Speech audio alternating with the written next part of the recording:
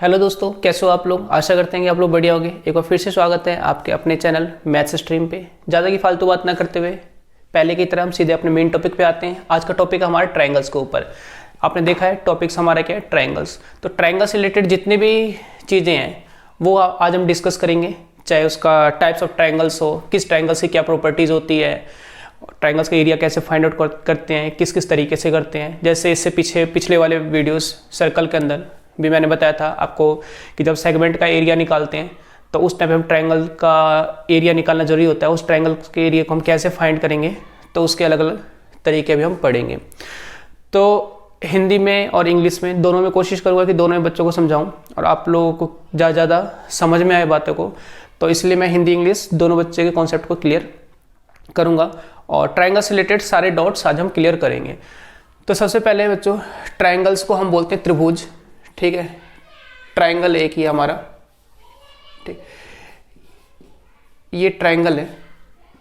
ठीक है, हिंदी में इसको हम क्या बोलते हैं, त्रिभुज। तो देखो ट्रायंगल के जब भी मैं अब शॉर्ट में लिखूंगा, आप पेपर में भी देखते होगे या बुक के अंदर भी अब जाता जो है, ट्रायंगल को हम ऐसे डिनोट करते हैं। ठीक है, ट्रायंगल ए बी सी। तो इसका मतलब क्या, ये ए बी सी जो हमारा वो ट्रायंगल है। ठीक है, तो त्रिभुज, ट्रायंगल को हिंदी में त्रिभुज कहा जाता है, जिसके तीन तो ये शीट्स होते हैं, वर्टेक्स होते हैं और तीन साइड होती हैं। तो ए बी सी ये तीनों इसके वर्टेक्स हो गए, शीट्स हो गए। तो ये त्रिभुज, जैसे नाम पे त्रि यानी ट्राई मतलब क्या होता है, तीन, यानी कि ऐसे शेप्स, यानी ये भी एक 2D शेप्स में आता है। ठीक है, जैसे हम 2D शेप्स के ऊपर ही ले रहे हैं, तो 2D शेप्स के अंदर एक दूसरा आपका ट्रायंगल है। ट्रायंगल के अंदर तीन तो आपके एंगल होंगे, angle A, angle B, angle C, और तीन आपके साइड होंगे, ए बी, बी सी और सी ए। ठीक है, तीन एंगल तीन साइड, यानी ट्रायंगल्स हम किसे कहते हैं, एक ऐसा फिगर जिसके अंदर तीन तो साइड्स हो और तीन एंगल हो, लेकिन फिगर क्लोज होना चाहिए। ठीक है, एक ऐसा क्लोज फिगर जिसके अंदर तीन साइड्स हो और तीन एंगल हो। तो समझ में आ गया आप लोग, जिसके तीन तो भुजा हो, ठीक है, और तीन हमारे एंगल हो। अब क्या है कि त्रिभुज के कई सारे टाइप्स आते हैं। तो टाइप्स के अंदर सबसे पहला जो है वो आता है आपका स्केलेन ट्रायंगल। सबसे पहले मैं स्केलेन ट्रायंगल के बारे में पढ़ूंगा। अच्छा हाँ, स्केलेन ट्रायंगल से पहले ये चीज आप याद रखना कि सम ऑफ ये एंगल का साइन है। बार बार अगर मैं ऐसा साइन लगाऊं तो समझना एंगल, ये है ट्रायंगल का साइन। ट्रायंगल के लिए मैं ये यूज करूंगा और एंगल के लिए मैं ये यूज करूंगा। ठीक है, sum of angle of triangle जो होता है, sum of angles of triangle equal to 180 degree. यानी कि अगर मैं कह दूं कि angle A plus angle B plus angle C ये किसके बराबर होगा, 180 डिग्री बराबर है। यानी कैसा भी ट्रायंगल हो, उनमें तीनों एंगल का सम, यानी तीनों इंटीरियर एंगल, यानी कि आंतरिक कोण जिसे हम हिंदी में बोलते हैं, त्रिभुज के तीनों आंतरिक कोणों का योग जो होगा वो 180 डिग्री होगा। यानी कि interior angle, sum of interior angle of a triangle is 180 degree. ठीक है, अब क्या है कि 180 डिग्री में अगर आपको ये बता दिया जाए, दो एंगल अगर पता हो आपको, तो पता है कि तीसरा आप फाइंड कर लोगे। अगर मैं कह दूं दो एंगल हमें पता है, मैं कहूंगा ए हमारा मान ले कि 50 डिग्री का है, बी हमारा जो है वो 100 डिग्री का है, तो बताओ सी हमारा कितना होगा।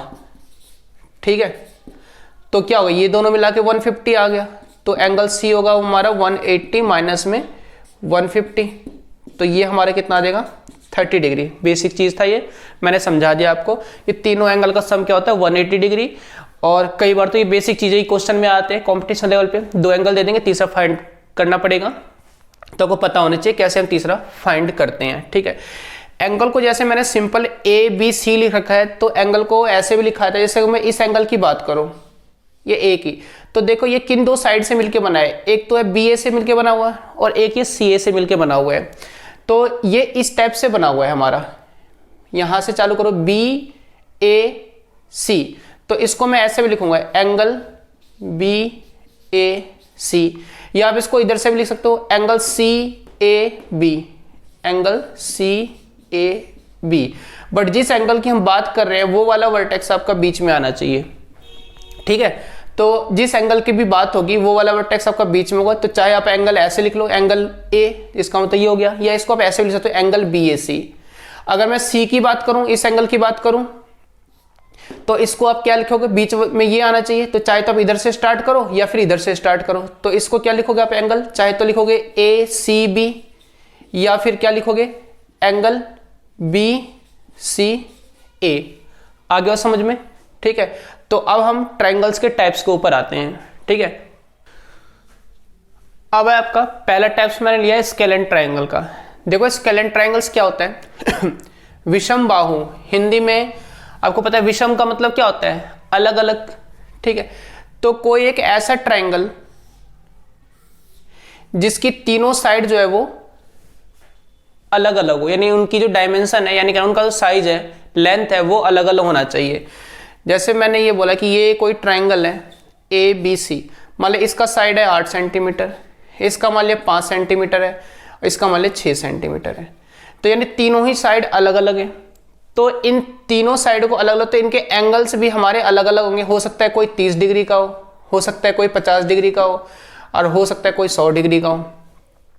ठीक है, तो कहने मतलब, लेकिन अलग अलग तो एंगल होंगे, लेकिन तीनों एंगल का सम कितना होगा, 180 डिग्री का ही होगा। तो ये लो आपने ध्यान रखना, ट्रायंगल के तीनों एंगल का सम क्या होता है 180 डिग्री, उससे बाहर वो नहीं जाएगा। लेकिन साइड क्या होंगे, अलग अलग। तो ऐसे ट्रायंगल जिनके तीनों साइड अलग अलग हो और जिनके तीनों ही एंगल्स अलग अलग हो, उसे हम बोलते हैं स्केलेन ट्रायंगल। हिंदी में बोलते हैं विषमबाहु त्रिभुज। आप लोगों को समझ में आ गया होगा विषमबाहु त्रिभुज की डेफिनेशन भी और टाइप्स भी। तो अगर पेपर में आ जाता है एग्जांपल, बताओ कि कौन सा स्केलेन ट्रायंगल है, तो आप बता सकते हो जिसके तीनों साइड्स अलग अलग होंगे और जिसके तीनों एंगल अलग अलग होंगे। ठीक है, तो दूसरा आता है आपका एक्यूट ट्रायंगल। अब एक्यूट ट्रायंगल, पहले आप एक्यूट क्या होता है, एक्यूट एंगल किसको बोलते हैं ये समझ लो। एक्यूट एंगल वो होते हैं जो एंगल 0 और 90 के बीच में, यानी 90 से नीचे वाले जो एंगल है वो आपके एक्यूट ट्रायंगल हो जाएंगे। अगर मैं बोल दूं कि ये 89.9 डिग्री का कोई एंगल है, तो ये भी आपका एक्यूट एंगल कहलाएंगे। यानी कि 90 से नीचे नीचे जो भी होंगे, 10 हो, 50 हो, 60 हो, 80 हो, सारी एक्यूट एंगल कहलाएंगे आपके। तो एक्यूट ट्रायंगल क्या हो गया आपका, एक ऐसा ट्रायंगल जिसके तीनों ही एंगल एक्यूट हो। रफली डायग्राम बना रहा हूं, आप ये मत समझना कि देखने से ये हमारा आइसोसेल्स लग रहा है या इक्विलैटरल ट्रायंगल, रफली डायग्राम बना रहा हूं मैं। ठीक है, तो अगर मान लिया मैंने ये बोल दिया कि ये है आपका 60 डिग्री का, ये बोल दिया कि ये है मेरा 40 डिग्री का, और ये मैंने बोल दिया कि ये आपका 80 डिग्री का। ठीक है, तो एक्यूट ट्रायंगल हो गया ये, क्योंकि तीनों ही एंगल क्या आपके 90 से नीचे हैं। आगे होगा समझ में, फिर से बता रहा हूं, एक ऐसा ट्रायंगल जिसके तीनों ही एंगल, याद रखना, जिसके तीनों ही एंगल जो होंगे वो 90 से नीचे के होंगे, उसको हम बोलते हैं एक्यूट ट्रायंगल, न्यून कोण त्रिभुज। ऐसे ऑब्ट्यूज में आ गया, मान ली कि मैंने कोई ट्रायंगल ले लिया, ये माने कोई ट्रायंगल ले लिया हमने,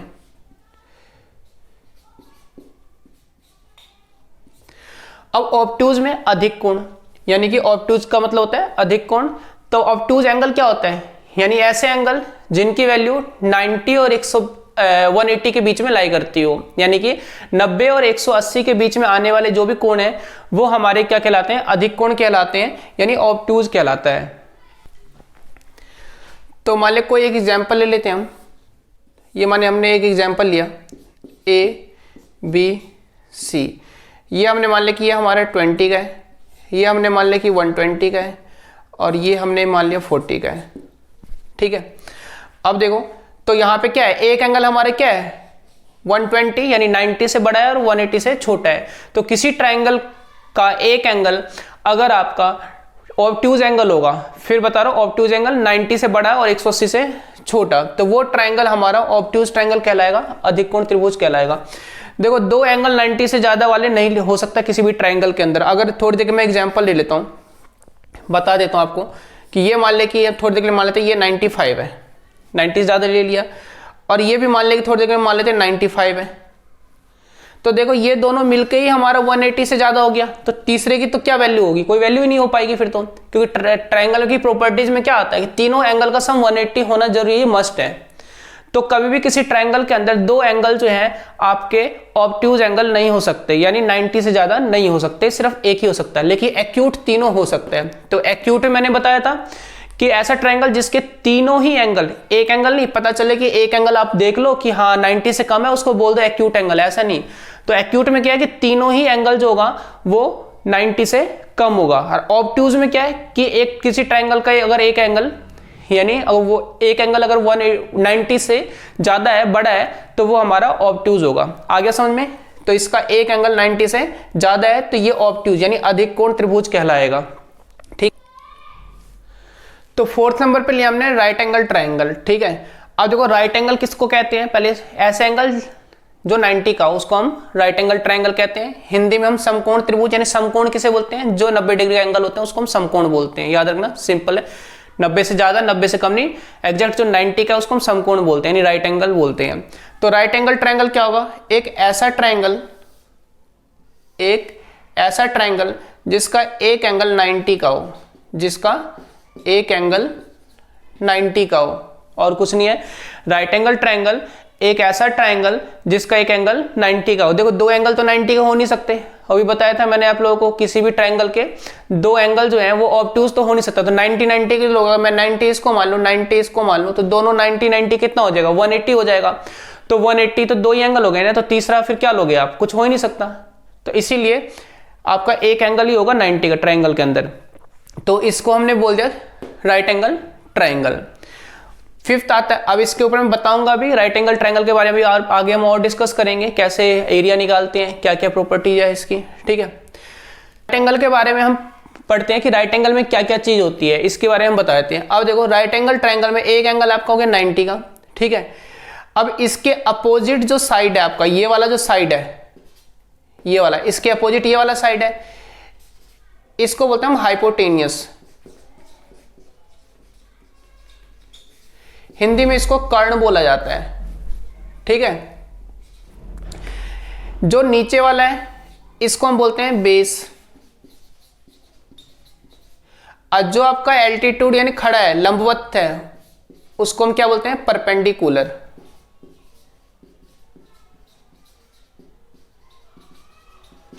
ठीक है, इसको हम लंब बोलते हैं हिंदी में।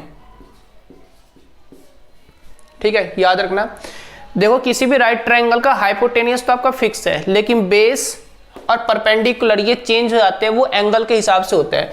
अगर मैं सी वाले एंगल के लिए लूं, ये सी वाला जो एंगल है, अगर इस एंगल की बात करूं तो इसके लिए परपेंडिकुलर ये है, और अगर मैं इस एंगल के लिए बात करूं तो इसके लिए परपेंडिकुलर ये हो जाता है। ठीक है, तो राइट एंगल ट्रायंगल में क्या होता है? देखो हाइपोटेनियस यानी कर्ण जो है, जो तिरछे वाली लाइन होती है वो तो फिक्स होता है, उसको कर्ण ही बोलेंगे, चाहे वो जो तिरछा होगा। लेकिन जो बेस और लंब है यानी कि आधार, हिंदी में इसको मैं आधार बोला जाता है। ठीक है, ये जो कॉन्सेप्ट बता रहा हूं ये आप लोगों को ट्रिग्नोमेट्री में, खास करके जो हाइट एंड डिस्टेंस का जो चैप्टर है 10th क्लास में, उसके अंदर यूज होता है। उस टाइम पे कंफ्यूजन रहती है कि हम बेस किसको माने और हाइट किसको माने। तो याद रखना कि कोई भी अगर एंगल है, उस एंगल के सामने वाला जो होता है वो परपेंडिकुलर यानी उसको हम लंब बोलते हैं। ठीक है, और जो हमारा बेस होता है हमारा, वो क्या होता है? दूसरा। तो किसी भी ट्रायंगल के अंदर तीन साइड है, तो तीन साइड है, मैंने इसको तो फिक्स कर दिया, ये तो बदलेगा नहीं आपका। तो बदलेगा कौन सा? ये दोनों आपस में बदलेंगे। तो कैसे बदलेंगे? तो अगर मैं इस एंगल की बात करूं तो लंब आपका ये होगा परपेंडिकुलर, तो बेस हमारा ये हो जाएगा आधार। अगर मैं इसकी बात करूं तो इसके लिए परपेंडिकुलर ये हो जाएगा आपका, तो बेस हमारा ये हो जाएगा। आगे समझ में? तो किसी भी ट्रायंगल के अंदर हाइपोटेनियस तो फिक्स होता है, तो अब परपेंडिकुलर और बेस एंगल के हिसाब से चेंज हो जाते हैं। तो या एक चीज याद रखोगे, दूसरा अपने आप ही याद रहेगा, एंगल के सामने वाला परपेंडिकुलर होता है, तो बाकी जो बच गया वो हमारा बेस है। ठीक है, अब पाइथागोरस थ्योरम, इसको हम H से डिनोट करते हैं, हाइपोटेनियस को, परपेंडिकुलर को P से डिनोट किया जाता है, और बेस को हमारा B से डिनोट किया जाता है। मैं बता रहा हूं आपको, हमेशा ऐसा नहीं हो सकता XYZ के टर्म में भी हो। कहने मतलब कि ये हाइपोटेनियस है, ये परपेंडिकुलर इसलिए P मान लिया, ये बेस है इसलिए हमने B मान लिया। तो पाइथागोरस थ्योरम क्या बोलता है कि जो H का स्क्वायर होता है वो P का स्क्वायर प्लस में B का स्क्वायर होता है। यहां से आप स्क्वायर हटाओगे तो ये अंडर रूट में आ जाएगा, P का स्क्वायर प्लस में B का स्क्वायर। तो ये था आपका पाइथागोरस थ्योरम। यानी किस ट्राइंगल के किसी भी 3 साइड में से अगर आपको 2 साइड दे रखा होगा, 2 साइड की वैल्यू आपको पता है, तो तीसरी साइड आप फाइंड कर सकते हो इस फॉर्मूले से, पाइथागोरस थ्योरम से। अगर मैंने बता दिया कि ये आपका 4 है, ये आपका 3 है, तो ये फाइंड करना है कि ये क्या होगा। तो P क्या हमारा 4, तो 4 का स्क्वायर कितना हो जाएगा 16। अब B क्या आपका 3, तो 3 का स्क्वायर क्या हो जाएगा 9। तो 16 प्लस में 9 कितना आ जाएगा 25। अब 25 तो h स्क्वायर आ गया 25, तो स्क्वायर हटेगा अंडर रूट आ जाएगा, तो h इक्वल टू कितना आ जाएगा 5। यानी कि h स्क्वायर अगर आपका 25 के बराबर है तो h क्या हो जाएगा अंडर रूट 25। हटा दिया था ना हमने, स्क्वायर हटाया तो अंडर रूट आ गया, तो 25 का अंडर रूट क्या होगा आपका 5। अंडर रूट 25 हमारा 5 के बराबर। तो जो भी दे रखा होगा सेंटीमीटर में है, अगर ये सेंटीमीटर में दे रखा है तो सेंटीमीटर लगा दो, मीटर में दे रखा है तो मीटर लगा दो। आगे समझ में, ये मैं हिंट दिया है, इसके ऊपर क्वेश्चन हम करेंगे आगे जब हमारे ये पेपर में जब चैप्टर हम पढ़ेंगे इससे रिलेटेड कोई भी, तो उसके अंदर जब आएगा तो बार बार हम इस फॉर्मूले का यूज करेंगे। तो मैंने अभी हिंट समझाने के लिए बोला है कि अगर राइट एंगल ट्राइंगल है तो राइट एंगल ट्राइंगल में अगर 2 साइड पता है तो तीसरा साइड आप पाइथागोरस थ्योरम से आप निकालते हो। ठीक है, अब आते हैं इक्विलैटरल ट्राइंगल। फिफ्थ है आपका equilateral triangle. Equilateral triangle Hindi में इसको हम बोलते हैं समबाहु त्रिभुज। समबाहु त्रिभुज उसे बोलते हैं जिसकी तीनों साइड जो है वो इक्वल है। इक्विलैटरल ट्राइंगल उसको कहा जाता है जिसके तीनों ही साइड्स इक्वल हो। तो अगर किसी ट्राइंगल के तीनों ही साइड इक्वल है ना, तो उसके तीनों एंगल भी इक्वल होंगे। ठीक है, तो अगर मान लिया कि तीनों एंगल इक्वल है, तीनों एंगल इक्वल है, तो ट्राइंगल के तीनों एंगल का सम कितना होता है 180। तो तीनों एंगल बराबर है तो 180 को आप 3 इक्वल पार्ट में डिवाइड करोगे तो कितना आ जाएगा 60 आ जाएगा। ठीक है, 180 को अगर आप 3 इक्वल पार्ट में डिवाइड करोगे तो कितना आ जाएगा 60। तो इक्विलैटरल ट्राइंगल होते हैं उसके हर एक एंगल कितने का होता है 60 डिग्री का, याद रखना आप लोग। ठीक है, इक्विलैटरल ट्राइंगल का हर एक एंगल कितने का होता है 60 डिग्री का होता है। तो इक्विलैटरल ट्राइंगल पूछा जाए किसको बोलते हैं, तो इक्विलैटरल ट्राइंगल एक ऐसा ट्राइंगल है जिसके तीनों साइड इक्वल होते हैं और तीनों एंगल इक्वल होते हैं। तीनों एंगल की वैल्यू कितनी होती है 60 डिग्री होती है। ठीक है, ये फिक्स है, इक्विलैटरल ट्राइंगल का हर एक एंगल 60 डिग्री का होगा। कहीं पे क्वेश्चन में लिखा होगा ये एक इक्विलैटरल ट्राइंगल और कई सारे कंडीशन दिया होगा, तो इक्विलैटरल ट्राइंगल बोल दिया तो आपके दिमाग में ये बैठ जाना चाहिए कि वो तीनों साइड, इसका मतलब उसने बोल रखा है तीनों साइड इक्वल है और तीनों एंगल की वैल्यू 60 डिग्री है। ठीक है, वो बोलेगा नहीं कि एक इक्विलैटरल ट्राइंगल है जिसके तीनों साइड इक्वल है और तीनों एंगल 60 का है, ये ऐसा नहीं पेपर में आता है। इक्विलैटरल ट्राइंगल बोल दिया, वो आपका काम है वो समझना कि इक्विलैटरल किसको बोलते हैं। तो इक्विलैटरल का मतलब होता है तीनों साइड इक्वल है और तीनों एंगल 60 का है। बोल दिया राइट एंगल ट्राइंगल है, उस पेपर में बोल दिया राइट एंगल ट्राइंगल। अब आपका काम है समझना राइट एंगल ट्राइंगल किसको बोलते हैं, जिसका एक एंगल 90 का होगा ही होगा और उसके अंदर ये पाइथागोरस थ्योरम यूज हो सकता है। और पाइथागोरस थ्योरम क्या है वो मैंने बता दिया आपका, हाइपोटेनियस का स्क्वायर इक्वल टू परपेंडिकुलर का स्क्वायर बेस का स्क्वायर, यानी कर्ण का स्क्वायर प्लस में लंब का स्क्वायर प्लस में आधार का स्क्वायर। और इन तीनों में से दो चीजें आपको दे रखी होगी तो तीसरा फाइंड कर लोगे। ठीक है, तो आपको इक्विलैटरल ट्राइंगल पता चल गया होगा। ठीक है, एक बार आप लोग इसको देख लो। अगला टाइप्स आता है आपका आइसोसेल्स ट्राइंगल। हिंदी में इसको बोलते हैं समद्विबाहु त्रिभुज। हिंदी में आपको कंफर्म हो रहा होगा समद्विबाहु, सम मतलब बोलते हैं हम एक जैसा, द्वि मतलब दो, यानी कि बाहु मतलब क्या होता है भुजा। तो कोई भी एक ऐसा ट्राइंगल जिसके दो साइड एक जैसे हो मतलब बराबर हो। ठीक है, एक ऐसा ट्राइंगल जिसके दो साइड्स इक्वल हो उसको हम बोलते हैं आइसोसेल्स ट्राइंगल, यानी समद्विबाहु त्रिभुज। मैंने बोल दिया कि ये साइड और ये साइड इक्वल है, मान ली ये भी आपका 5 सेंटीमीटर का है और ये भी बोले मैंने 5 सेंटीमीटर का है आपका, तो ये हमारा आइसोसेल्स ट्राइंगल हो जाएगा। अब किसी ट्राइंगल के जैसे मैंने बोला था कि 3 साइड इक्वल है इक्विलैटरल ट्राइंगल के, तो तीनों एंगल बराबर थे, 60 के थे। अब इसमें 2 साइड बराबर है, तो जो 2 साइड बराबर है ना उनके अपोजिट एंगल जो है वो भी हमारे बराबर होंगे। ये दोनों साइड बराबर है तो इसका अपोजिट ये और इसका अपोजिट ये, यानी सामने वाला कोण। ठीक है, ये दोनों क्या होंगे बराबर होंगे। अगर ये 40 का होगा तो ये भी 40 का होगा, तो ये अपने आप 100 का हो जाएगा क्योंकि टोटल मिला के 180 होता है। अगर मैं कहूंगा कि ये आपका 80 का है और ये भी आपका 80 का है, तो ये आपका कितने का हो जाएगा? 20 का हो जाएगा, क्योंकि 80 80 100 तो यही हो गए, 80 80 160, सॉरी 160 तो यही हो गए, तो ये 20 का हो जाएगा। तो कहना था आइसो समद्विबाहु त्रिभुज में क्या होता है हमारा कि दो भुजा बराबर होती है, और जो दोनों भुजा बराबर होते हैं उसके सामने के कोण बराबर होते हैं। बराबर कितने होते हैं ये आपको नहीं पता, लेकिन बराबर होते हैं। कहने मतलब कि अगर मैंने बोल दिया कि ये दो ट्राइंगल है, पेपर में आ गया कि एक आइसोसेल्स ट्राइंगल है, एक हमारा आइसोसेल्स ट्राइंगल है ए बी सी, कह देगा कि ए बी बराबर है ए सी के, और दे देगा एंगल बी बराबर है 50 डिग्री के, ठीक है। तो कहेगा कि बताओ कि एंगल ए कितना होगा, एंगल ए ये कितना होगा। अब उसने इतना बता दिया कि आप एंगल ए फाइंड कर सकते हो। क्या बोला उसने कि ये ए बी बराबर है ए सी के, तो ये बताया कि अगर साइड इक्वल है तो उसके अपोजिट एंगल भी बराबर होंगे, तो अपोजिट एंगल इसका मतलब ये और ये एंगल क्या होगा, बराबर होगा। अब बता दिया बी कितने का, 50 का, तो उसने ये तो बता दिया 50 का है, तो हमें पता है कि फिर ये भी 50 का ही होगा अगर ये दोनों बराबर होंगे। तो अब ये 50 50 कितने हो गए, 100 हो गया, 50 50 कितना हो गया 100। तो तीसरा एंगल कितने का होगा आपका, 80 का, क्योंकि तीनों मिला के 180 होते हैं। तो ऐसे पेपर में आता है हमारा, ठीक है।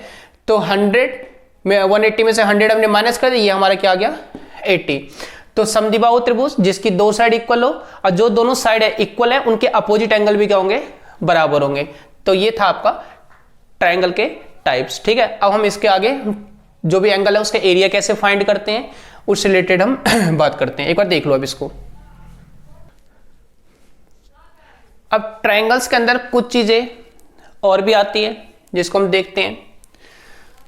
देखो इधर मीडियन, हिंदी में बोलते हैं माध्यिका, समझ लो, क्योंकि ये सब चीज़ आप लोगों को पता होनी चाहिए कि मीडियन क्या होता है। मीडियन क्या होता है कि किसी एक वर्टेक्स से कोई एक लाइन अपोजिट साइड को इंटरसेक्ट करेगी, काटेगी, लेकिन वो काटेगी कहाँ पे, जिस साइड को वो इंटरसेक्ट कर रही है वो उसका बीच पॉइंट हो, मतलब मिड पॉइंट होगा, ठीक है। मध्य बिंदु हिंदी में बोलते हैं। जैसे मैंने बोला कि ये ए है, ये बी है और ये सी है, इसको डी मान लिया। तो ये जो मीडियन कब होगा, अगर किसी वर्टेक्स से हमने कोई लाइन ड्रॉ किया है और वो सामने वाले साइड को, अपोजिट साइड को मिड पॉइंट पे इंटरसेक्ट कर रही है, तो ही वो मीडियन कहलाएगा, ठीक है। अगर मैं कह दूंगा कि ये कोई ट्रायंगल है, इसको मैंने ऐसे बोल दिया, यानी ये साइड और ये साइड इक्वल दिख रहा है, नहीं दिख रहा ना आपको, मान लीजिए बराबर नहीं, ये 5 सेंटीमीटर का है, ये मान लीजिए 10 सेंटीमीटर का है, तो ये मीडियन नहीं कहलाएगा। मीडियन कब कहलाएगा, जब ये भी 5 होगा और ये भी 5, यानी ये और ये बराबर होंगे, तभी तो मिड पॉइंट कहलाएगा ना, बीच वाला पॉइंट तो तभी कहलाएगा जब ये और ये दोनों साइड जो होंगे, इधर बी डी और डी सी क्या होगा, बराबर होगा। आपका बी डी किसके बराबर होगा, डी सी के। तो अगर पेपर में बोल दिया जाएगा कि एक ट्राइंगल ए बी सी है और ए डी उसका मीडियन है, ठीक है, एक ट्राइंगल ए बी सी है और ए डी उसका मीडियन है, तो इससे आप क्या बोलोगे, तो इसका मतलब बी डी जो होगा वो डी सी के बराबर होगा। ये आपको उसने बता दिया, लिखेगा नहीं लेकिन उसने आपको बता दिया, तो ये कंडीशन निकल जाता है। तो किसी भी ट्राइंगल के अंदर कितने मीडियन हो सकते हैं, 3 मीडियन हो सकते हैं। एक इस वर्टेक्स से लोगे शीर्ष बिंदु से, एक आप यहां से लोगे, ठीक है। तो किसी भी ट्राइंगल के अंदर क्या बोलते हैं हम, कितने मीडियन हो सकते हैं, 3 मीडियन हो सकते, 3 से ज्यादा नहीं होंगे, ठीक है। तो अब आपको समझ में आ गया। तो इसका मतलब ये ई जो है हमारा ए सी का मिड पॉइंट है और एफ जो हमारा वो ए बी का मिड पॉइंट है, और तीनों मीडियन जहां पे इंटरसेक्ट करते हैं, मान लीजिए जी है, इसको बोलते हैं हम सेंट्रॉइड। क्या बोलते हैं हम, सेंट्रॉइड बोलते हैं इसको, हम याद रखना ये चीजें, ठीक है। तो बी डी इक्वल टू में डी सी, अभी मैंने मीडियन के बारे में बताया आपको। उसको आता है एक एल्टीट्यूड। देखो एल्टीट्यूड क्या होता है कि मान लिया कोई भी एक ट्राइंगल है, मान लीजिए ए वर्टेक्स से हमने एक ये परपेंडिकुलर इसके ऊपर ड्रॉ किया है, तो हिंदी में इसको बोलते हैं शीर्ष लंब, और लंब का मतलब होता है परपेंडिकुलर। तो एल्टीट्यूड का मतलब ये नहीं, ये तो मीडियन था, यहां पे ये कोई भी एंगल बना सकता था, 30 40 50 कुछ भी, लेकिन एल्टीट्यूड बोल दिया, इसका मतलब उसने बोल दिया यहाँ पे 90 का एंगल बना हुआ है, यानी कि एंगल ए डी सी, यानी ये कितने का होगा, 90 डिग्री का, इसने ये कंफर्म कर दिया। और बोल दूंगा मैं, क्वेश्चन के अंदर आ जाएगा, एक ट्राइंगल ए बी सी है और ए डी इसका एल्टीट्यूड है, यानी ए डी बी सी के ऊपर शीर्ष लंब है, ए डी बी सी के ऊपर एल्टीट्यूड है, तो उसने ये बता दिया यहाँ पे जो एंगल बन रहा है वो 90 का एंगल बन रहा है, इधर भी और इधर भी, ठीक है, तो ये कंडीशन हो गया आपका। तीसरा फिगर देखो, तीसरे फिगर में है कि देखो अंदर के कोणों का योग तो हमें पता है कि 180 डिग्री होता है, अंदर के कोणों का योग हमें पता है कि 180 डिग्री का होता है। लेकिन अगर कोई तीसरे साइड को हमने आगे तक एक्सटेंड किया, मान लीजिए ये BC था, इसको हमने आगे तक बढ़ा लिया, मान लीजिए x तक बढ़ा लिया, अब बोलेगा ये एंगल कितने का होगा, फाइंड करो। और इसमें से मान लीजिए ये दे देगा 40 का और ये दे देगा 60 का। ठीक है, तो देखो इधर अगर इस टाइप के फिगर आ जाते हैं तो एक्सटीरियर एंगल का सम जो होता है वो उसके अपोजिट साइड वाले इंटीरियर एंगल के सम के इक्वल होते हैं। तो ये आपका एक्सटीरियर एंगल है, तो ये किसके बराबर होगा, इन दोनों के सम के बराबर। यानी इसको आप इस एंगल को क्या डिनोट करोगे, ये वाला एंगल जो है ACX, एंगल ACX जो होगा वो एंगल A और एंगल B के बराबर हो जाएगा। यानी 40 प्लस में 60, 100 डिग्री। आया समझ में? फिर समझ लो, ये फिगर बहुत बार क्वेश्चन में आते हैं ऐसे करके। तो अगर कोई ट्रायंगल है उसका एक साइड आगे तक बढ़ा दिया और वहां पे ये एक्सटीरियर एंगल की वैल्यू बोलेगा कि ये 4 जो है किसके बराबर होगा, तो ये एंगल 4 आपका हो जाएगा एंगल, ये 4 जो होगा आपका वो होगा एंगल 1 प्लस एंगल 2 के बराबर। ये 1 और 2 जो भी दे रखा होगा उन दोनों को प्लस कर लो तो इसकी वैल्यू आ जाएगी। तो कहने मतलब कि अगर कई बार ऐसे बोल दे कि ये फिगर हमने बना दिया ऐसे करके, ठीक है, और ये बोल दिया कि ये आपका 100 डिग्री का और ये बोल दिया मैंने कि ये आपका 60 डिग्री का, तो बताओ ये क्या होगा। तो अब आपको पता है ना कि ये वाला एंगल जो होगा वो किसके बराबर, इन दोनों के सम के बराबर होगा, यानी ये दोनों मिला के इसके बराबर होना चाहिए। तो ये 60 है तो ये कितना हो जाएगा 40। तो जरूरी नहीं कि ये दोनों देगा तभी आप ये फाइंड करोगे, ये दोनों दे सकता है तो ये फाइंड कर सकते हो, अगर ये दोनों देगा तो आप ये वाला फाइंड कर सकते हो। तो यानी कि इन तीनों में से कोई भी देगा, 2 दे देगा तो तीसरा आप एंगल निकाल लोगे। तो ये क्लियर आप लोगों को हो गया होगा। तो एक बार आप लोग इसको देख लो। ये मीडियन, मीडियन में क्या होता है कि जो सामने वाले साइड को काटेगा या टच करेगा वो मिड पॉइंट होना चाहिए, बीच का बिंदु होना चाहिए। ठीक है, शीर्षलंब एल्टीट्यूड में क्या होगा, सामने इंटरसेक्ट करेगा, वो जरूरी नहीं है बीच का हो, बीच का भी हो सकता है लेकिन जरूरी नहीं है कि बीच का हो, लेकिन ये जरूरी है कि वो 90 का होगा अगर उसने एल्टीट्यूड बोल दिया तो। और ये मैंने बता दिया कि किसी एक्सटीरियर एंगल का सम होगा, किसी ट्रायंगल के एक्सटीरियर एंगल का सम होगा वो उसके अंदर वाले अपोजिट इंटीरियर एंगल के सम के इक्वल होगा। फॉर्मूला मैंने ये बता दिया है। तो जब ये छोटी छोटी चीजें आपको कॉन्सेप्ट में क्लियर रहेगा ना, कॉन्सेप्ट अगर इनका क्लियर रहेगा तो जब बड़े क्वेश्चन आएंगे ना, जब क्वेश्चन लिखे होते हैं 3-4 कंडीशन दे रखा होता है कि ये इसका एल्टीट्यूड है, ये मीडियन है, ये एक्सटीरियर एंगल है, ये 90 डिग्री का एंगल है, तब इन सब चीजें दिमाग में बैठी रहेगी, तब आपको लगेगा कि हाँ इसको मेरे को इस तरीके से करना है, ये बोल रखा था इसका ये कंडीशन होता है। ठीक है, तो एक बार इसको आप लोग देख लो। अब आते हैं हम area of triangle. Area of triangle, अब देखो एरिया ऑफ ट्रायंगल जो बेसिक फॉर्मूला जो हम लोगों को 7वीं 8वीं में बता दिया जाता है वो होता है आपका 1/2 बेस इंटू में हाइट।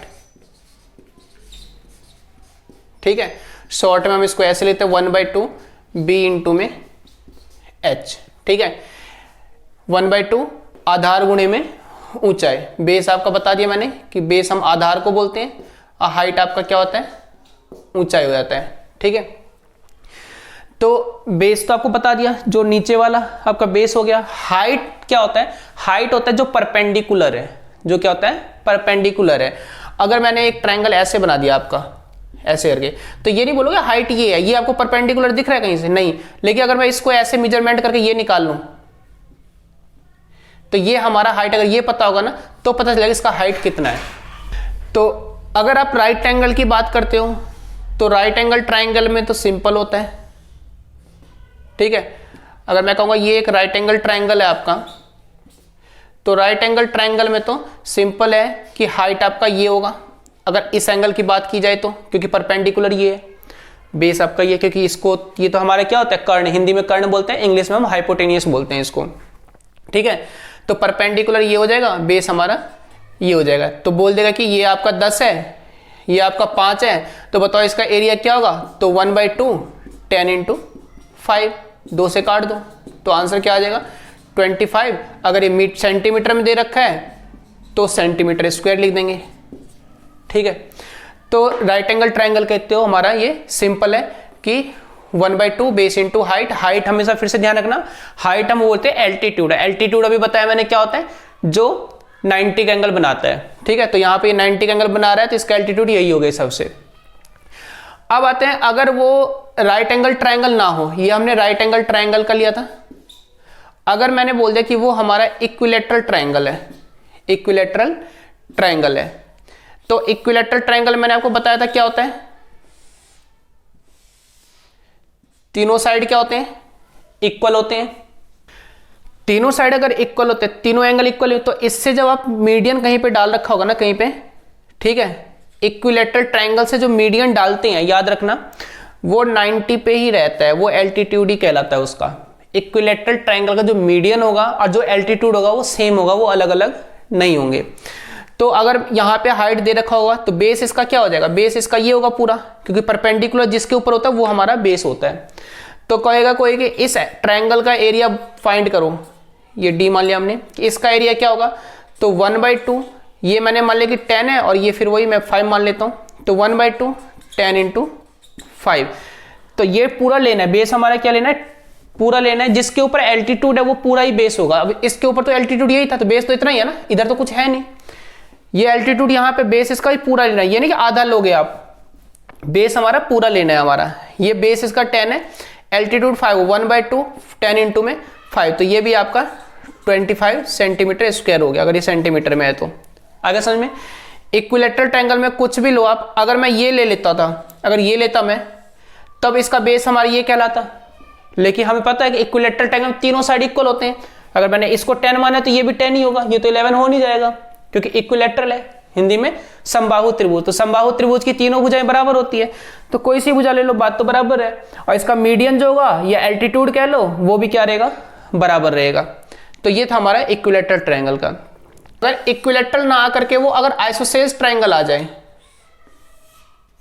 मान ली समद्विबाहु त्रिभुज आ जाए, तो क्या होगा, मान ली ये दोनों साइड इक्वल हैं इसके, ठीक है, तो ये दोनों साइड अगर इक्वल हैं, ये मान ले ए है, ये बी है, ये सी है, तो जो साइड इक्वल नहीं है उसके ऊपर अगर आप एल्टीट्यूड डालोगे, मिड पॉइंट जो होगा मीडियन, ठीक है, वो उसका एल्टीट्यूड ही कहलाएगा, ठीक। ये दो साइड हमारे इक्वल है, इक्वल है, तो यहां से जो आप इसके ऊपर परपेंडिकुलर डालोगे, ये हमारा इसका एल्टीट्यूड कहलाएगा।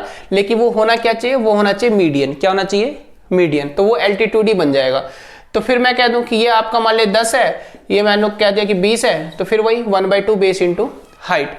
लेकिन यहां से अगर मैं मीडियन डालूंगा तो ये जरूरी नहीं कि ये हमारा 90 का ही हो, ठीक है। तो याद रखना समद्विबाहु यानी ये आपका आइसोसेल्स ट्रायंगल, आइसोसेल्स ट्रायंगल है ये। तो आइसोसेल्स ट्रायंगल में क्या है कि जो दो साइड इक्वल है, उसके अलावा जो तीसरा साइड है उसके ऊपर अगर आप मीडियन डालोगे सामने वाले वर्टेक्स से, शीर्ष बिंदु से, तो वो जो आपका मीडियन होगा वो हमारा एल्टीट्यूड ही बनेगा, मीडियन और एल्टीट्यूड का सेम हो जाएगा, लेकिन बाकी किसी साइड से नहीं होगा।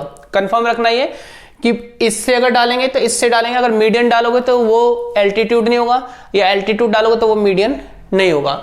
लेकिन ए से अगर इस पे डालोगे तो वो हमारा मीडियन एल्टीट्यूड सेम होगा।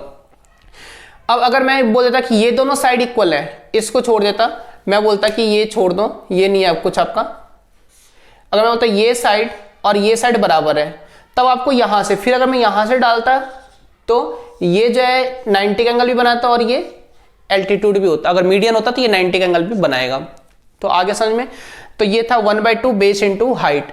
तो ट्रायंगल राइट एंगल में परपेंडिकुलर, जो एंगल उसके सामने वाला परपेंडिकुलर ही होता है, बाकी ये एंगल के सामने वाला, ये जब हाइट एंड डिस्टेंस का चैप्टर पढ़ते हैं तब इस कॉन्सेप्ट को याद रखना जरूरी है। एरिया के लिए तो चाहे इसको परपेंडिकुलर मान लो या इसको मान लो, कोई फर्क नहीं पड़ता उसमें, 1/2 बेस इंटू हाइट, क्योंकि 10 को 5 से मल्टीप्लाई करो या 5 को 10 से मल्टीप्लाई करो, आना 50 है, ठीक। इक्विलैटरल में आपका जो मीडियन होगा वही उसका एल्टीट्यूड कहलाएगा, तो ये बीच वाला दे रखा होगा, आपका बेस दे रखा होगा 1/2 बेस इंटू हाइट। तो मेन क्या, आपने क्या देखा इसके अंदर कि मेन फोकस है आपका कि एल्टीट्यूड और बेस को समझना, यानी लंब क्या है हमारा, शीर्ष लंब, और आधार क्या है। तो किसी भी ट्रायंगल के अंदर अगर आपका आधार और शीर्ष लंब आपने फाइंड कर लिया कि ये इसका आधार कहलाएगा और ये इसका शीर्ष लंब है, तो आप उसका एरिया निकाल लोगे। अगर किसी ट्राइंगल के अंदर आपको नहीं पता चल रहा कि आधार क्या है और शीर्षलंब क्या है, तीनों साइड दे रखे हैं, 3 साइड दे रखे हैं, तो उसको कैसे निकालते हैं, अब हम उसको देखते हैं। एक बार इसको, एक तरीका है एरिया ऑफ ट्राइंगल निकालने का, ये वाला, इसको हम हीरोन्स का फॉर्मूला भी बोलते हैं, हीरोन सूत्र हिंदी में बोलते हैं। ये तब होता है जब आपको किसी ट्राइंगल के अंदर आपको उसका एल्टीट्यूड यानी कि शीर्षलंब ना पता हो, आधार ना पता हो, लेकिन तीनों साइड पता हो, तो इसको हम हीरोन्स फॉर्मूला भी कहते हैं। अब इसमें क्या होता है, तीनों साइड पता है, मैंने इसको ABC के टर्म्स में लिख रखा है, A के सामने A लिखा है, B जो वर्टेक्स का B साइड मान लिया, इसको हमने C मान लिया। तो पहले हम निकालते हैं S। S क्या होता है आपका, सेमी पेरीमीटर यानी पेरीमीटर का हाफ। पेरीमीटर क्या होता है, हिंदी में परिधि बोलते हैं, मैंने बता रखा है आपको इससे पहले कि पेरीमीटर को हिंदी में परिधि बोला जाता है। परिधि क्या होता है, एक बाउंड्री होता है, यानी कोई भी फिगर है उसके चारों तरफ की जो लेंथ है सबको ऐड करके वो क्या होता है आपका परिधि। तो इस ट्रायंगल की परिधि, अगर पेपर में आता है कि पेरीमीटर ऑफ ट्रायंगल क्या होगा, तो तीनों साइड को सम कर दो, तो वही पेरीमीटर है उसका, तो इसका हाफ करोगे। तो S निकाला हमने पहले A + B + C/2 करके।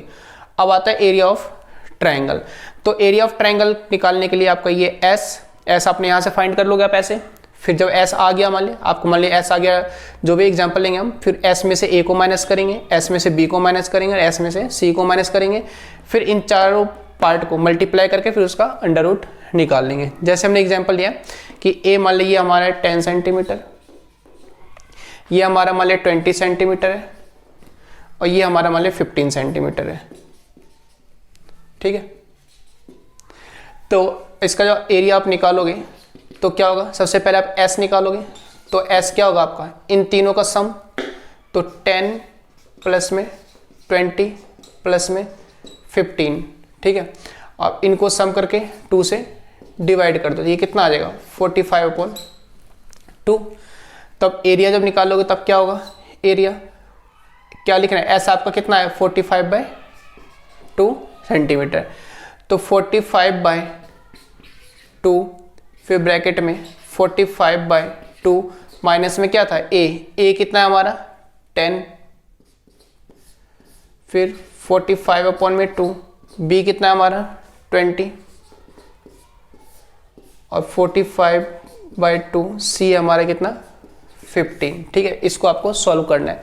इसका आपका डिनोमिनेटर कुछ नहीं है तो 1 है, 1 मान के चलो, ठीक है, नीचे 1 है।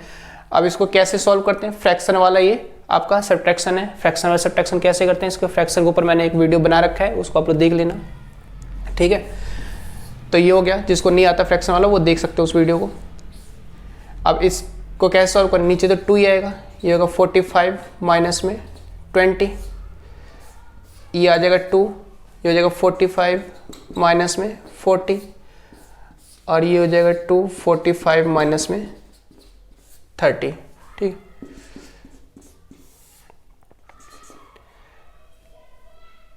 ये 45 है यहाँ पे, तो 45/2 इंटू में इसमें से इसको माइनस करोगे 20 को, 25/2 ये 5/2 आ जाएगा और ये हो जाएगा आपका 15/2, ठीक है। तो अंडर रूट में क्या होता है कि जो भी चीज़ आपको पेयर में मल्टीप्लाई में बन रहा है उसको तो बाहर निकाल लो। तो नीचे देखो डिनोमिनेटर वाले में एक तो ये 2 पेयर में बन रहा है, एक ये 2 पेयर में बन रहा है, तो 2 बार 2 को हम 1 बार मानेंगे, तो यानी 1/2, एक इसका पेयर बन रहा है तो ये 1/2, तो ये तो बाहर निकल गया हमारा। नीचे से हमने 2 के पेयर को मिला, क्योंकि 2 क्या होगा, या फिर ऐसे भी कर लो आप, 2 को मल्टीप्लाई, 4 बार 2 को जब मल्टीप्लाई करो कितना आएगा 16, और 16 किसका स्क्वायर था 4 का, तो 4 बाहर निकाल लो आप। तो ये भी कर सकते हो नीचे कि 1/4 लिख लो आप, ठीक है सीधा। ऊपर है 45, तो 45 को क्या लिखोगे 5 × 3 × 3 लिख सकते हो अगर हम फैक्टर करेंगे तो, ठीक है। 3 × 3 × 5, 25 को 5 × 5, 5 तो अकेला ही है, 15 को 3 × 5। तो अब देखो पेयर किस किस का बन रहा है, एक तो ये पेयर बन गया, तो जो पेयर बन रहा है वो रूट से बाहर आ जाएगा। एक आपका इसका पेयर बन गया तो ये 5 भी बाहर आ गया। एक देखो एक ये दोनों पेयर बन गए तो एक 5 ये बाहर आ गया, और एक आपका और कुछ बचा नहीं, ठीक है, ये 5 रह गया और एक आपका ये 3 रह गया, तो जो बच गया वो अंडर रूट में रहेगा। जिसका पेयर बनाया हमने उसको हमने रूट से बाहर निकाल लिया, तो कितना आ जाएगा, इसको ऊपर वाले को मल्टीप्लाई करो तो ये आ जाएगा 75/4 अंडर रूट 15। अब सेंटीमीटर में था तो एरिया निकाला हमने तो सेंटीमीटर स्क्वायर। तो ये था आपका फॉर्मूला। कब, जब अगर किसी ट्रायंगल्स के एल्टीट्यूड और बेस हमको नहीं पता होगा, हमें क्या पता होगा, 3 साइड। तो 3 साइड अगर पता है तो आप इसको ऐसे निकाल सकते हो। तो एरिया ऑफ ट्रायंगल में क्या था आपका, एक तो था half into base into height, एक था आपका ये। तीसरा ये था कि अगर किसी ट्रायंगल के अंदर, ये मैंने आपको उसमें सर्कल वाले चैप्टर में बताया था कि जब हम सेगमेंट को निकालते हैं सर्कल के लिए, जब हमें एरिया ऑफ सेगमेंट पता होगा, निकालना पड़ेगा, तो क्या करेंगे आप, ये तो आपका हो गया सेक्टर जिसे हम त्रिज्यखंड बोलते थे, और ये था आपका सेगमेंट। तो इसका एरिया निकालने के लिए क्या करोगे, इस पूरे में से इस ट्रायंगल को माइनस करोगे, इस पूरे में से इस ट्रायंगल को माइनस करोगे, तो ये आपका रेडियस था r। तो यहाँ पे अगर कोई एंगल आपको पता होगा कि वो एंगल क्या हमारा थीटा है, क्या हमारा थीटा है, तो उसका निकालने का फॉर्मूला था।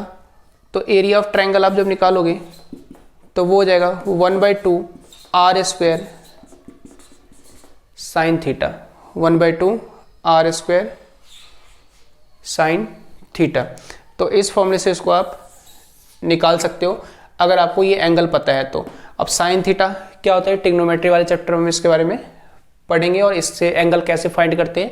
तो ये आपने बता दिया था कि इसको निकालने के लिए हमें ये वाला फॉर्मूला यूज करना पड़ता है, एरिया 1/2 r² साइन थीटा करके, ठीक है। तो ये था आपको एरिया ऑफ ट्रायंगल निकालने का फॉर्मूला। एक बार देख लो इसको आप लोग। तो आई होप ये आप लोगों को एरिया ऑफ ट्रायंगल या ट्रायंगल से रिलेटेड जो भी कॉन्सेप्ट थे ये आप लोगों को समझ में आ चुका होगा। कोशिश मैंने करी है कि हिंदी और इंग्लिश मीडियम वाले दोनों बच्चों के कॉन्सेप्ट क्लियर हो, ठीक है। तो इसको आप लोग अच्छे से एक बार देख लेना, वीडियो को पूरा वॉच करना। तो ट्रायंगल से रिलेटेड जो भी थे वो सारे मैंने बेसिक कॉन्सेप्ट इसमें आप लोगों को क्लियर कर दिए हैं। जब भी आप ट्रायंगल से रिलेटेड पेपर में कोई भी क्वेश्चन आएंगे तो आपको ये चीज़ अगर दिमाग में रहेगी तो क्वेश्चन को आप लोग ज़रूर आप लोग सॉल्व कर लोगे। तो आपको क्या करना है, अब ज़्यादा से ज़्यादा वीडियो को शेयर करना है, लाइक करना है और सब्सक्राइब करना है। Thank you.